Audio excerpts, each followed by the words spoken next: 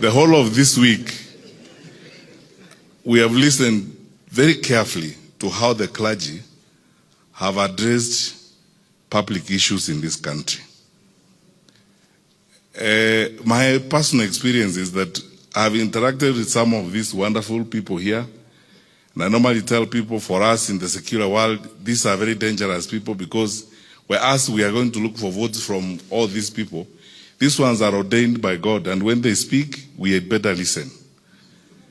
And I want to ask our national leaders, His Excellency, our President and the government, please listen to the clergy, listen to the religious leaders of our country. I saw a very strong statement from the Conference of Catholic Bishops. The Anglican Church leaders have spoken very loudly, and many of you have spoken loudly. Those of you who read the Bible more oftenly, probably more often than my friend methukiisye,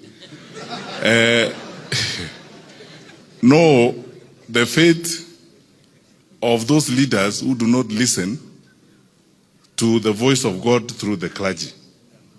And we know what has happened to countries when we do not listen to our ordained men of God.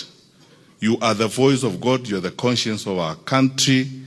I pray that our national leaders, please listen to the voice of God that is coming from the clergy. They are speaking on behalf of our people, and they are articulating the pain, aspirations, and wishes of our people.